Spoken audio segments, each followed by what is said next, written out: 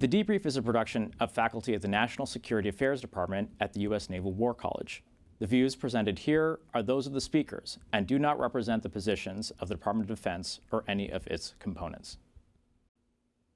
Welcome to The Debrief, a production of faculty members affiliated with the National Security Affairs Department at the U.S. Naval War College. I'm your co-host, Theo Milanopoulos. A strictly regional approach to organizing our thinking about the world is insufficient in addressing today's transnational threats. That's the argument put forward by Reveron, chair of the National Security Affairs Department, and Nikolas Gvosdev, professor of national security affairs and editor of the journal Orbis. In a series of essays published by the Foreign Policy Research Institute, they call for a reconceptualization of how strategists think about geography and national security.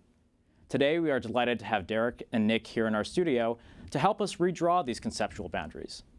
Derek and Nick, welcome to The Debrief. Thank you, Theo. Derek, let me start with you. You and Nick have called for a cognitive refresh in the way strategists think about geography and national security. Why is a new approach needed? I think in one word, seems. We recognize that current Department of Defense boundaries along the Unified Command Plan is very limited, not only for the U.S., but we also recognize that adversaries work within the themes. And I think, to paraphrase Tip O'Neill, what we're really asking for people is to think globally but act locally. We're not calling for a right of the UCP. We're not calling for creating new Department of State boundaries for bureaus, but really just how to think about how the U.S. is a global actor and how the challenges that we face today are not confined to any one region at a particular time. In your essay, you argue strategists should rethink security challenges as spanning 3 transoceanic regions. Now, Nick, where do you draw these boundaries, and why take a transoceanic approach instead of a land-based approach? Most human beings live within an hour of an ocean. Most of the major interconnections between countries and regions occur over the maritime domain. And part of the problem with the earlier approach of focusing on the UCPs is it neglected how people in different parts of the world connect across those boundaries, so that someone who is in Kenya is more likely to be connected to India and Indonesia than perhaps with Nigeria or Morocco, even though they're all on the African continent. So the idea of thinking about transoceanic regions is looking at people, how they actually connect, rather than imposing a bureaucratic line that may not get at the real sets of political, economic, and security issues. So the connecting frames are really a transatlantic region, a trans-Indian region, and a trans-Pacific region that are reorienting the way that we're thinking about the globe. That is correct. And it also gets us to think about ways in which different parts of the world connect, so that thinking about Peru, not just simply as a Latin American country, but as a country that is part of the Pacific, that has ties with the Philippines, with China, and with Australia, allows us to see a lot more potential for advancing U.S. interests around the world. Derek, can you provide us with another illustration of how this transoceanic approach can help us rethink the way that traditional regional boundaries might miss opportunities or risks that are happening under their current jurisdiction? Yeah, so 2 things come to mind. So first, drug trafficking from the Western Hemisphere to Europe. The drugs are cocaine, for example, is produced in Latin America, transits across the Atlantic to West Africa, moves up to Europe either by sea or over land. And in that case, if we're using the DoD boundaries, the problem begins in Southcom, soon becomes a problem in AFRICOM, and then it becomes a destination problem within EUCOM. Now, we could also take the case of Russia. And in the case of Russia, so obviously EUCOM is focused on Russia, but when Russia deployed forces to Syria, that was in the CENTCOM AOR. And then we look at Russian support of private military contractors in West Africa, AFRICOM again. And what we're trying to do is call for people to think about, the challenge is really Russian foreign policy and Russian military activities, which are not confined to a single region that the U.S. finds comfortable. And this idea is not new. When he was chairman, General Dunford called for global integration. And so what we're really doing is picking up the baton and really trying to think through what does global integration look like.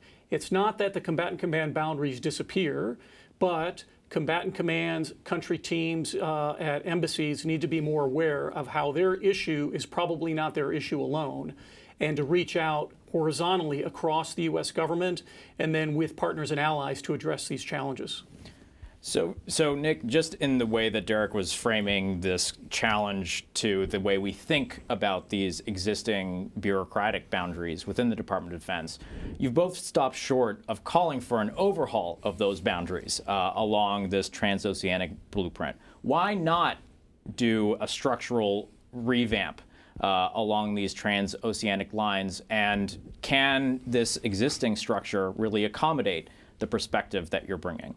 We need to avoid jumping from the frying pan into the fire. And as Derek opened with, the question is, so much gets lost in the seams. So simply creating new structures runs the risk of creating new seams among the three transoceanic regions. And so instead, we, I think, agree with where the new joint concept for competition is calling us to think, which is we have established combatant commands and bureaus at the State Department, which do have responsibility for discrete parts of the globe. We have the functional commands and the functional bureaus at the State Department, which think about integrating issues. And the transoceanic concept allows you to bring those two together really so that you don't lose issues in the handoff. Because I think when you look at many of the setbacks that have faced U.S. national security in the past 20 years, it's not due to a lack of imagination or a lack of awareness. It was due to a question of who had jurisdiction, who had responsibility. And I think what we can do is we can take the transoceanic format and we can use it as a basis to create overarching frameworks that bring together different parts of the U.S. national security establishment. We've seen this in the National Security Council with essentially the creation of an overarching Pacific superdirectorate. We're seeing it with the Biden's administration's announcement of the Atlantic Pact, which reconceives of the Atlantic area, North and South Atlantic, combining NORTHCOM, EUCOM, AFRICOM, and SOUTHCOM, and creating a framework which will force that integration together, will force that communication. And what we will hope from that is that we will get better national security outcomes. Now, Derek, one of the boundaries that you've talked about breaking down as well is another conceptual one, which is the one that separates the study of international affairs from the study of the domestic political system that generates foreign policy decisions. Why is it important for national security professionals to understand both sides of that coin? Yeah, without getting into like the boring disciplinary boundaries within political science, which really create these differences. And the old adage is, right, politics stops at the water's edge. First, that's not true. Second, we've seen, this administration and the previous one talk about building a foreign policy for the middle class and connecting domestic politics and foreign policy. Our goal, across the college is to make people help people to become better strategic thinkers. And we have a basic way to do that. Understand the national interests, understand the challenges to those interests, and then develop options to think through how do we achieve those interests. That's a good basic understanding. What that leaves out is I think, a more comprehensive view of how foreign policy is actually made. And so there's a classic understanding that we'll discuss in the course, three basic levels to understanding policy. The first is sort of the nation state level, the country. The United States does something. That's great and usually useful for many ways to approach a problem. And certainly that's where interests are grounded, is thinking about the country. But it ignores two important other levels. And so that first level is really below the state level, looking at three branches of government, how the executive interacts with the legislative, and whether it's all legal as determined by the court system.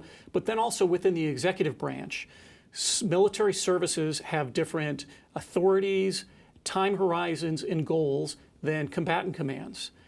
The services compete with each other on how to frame issues and how to address problems. The combatant commands compete with each other for resources. The similar things are happening across the U.S. government. And then the final level is the individuals.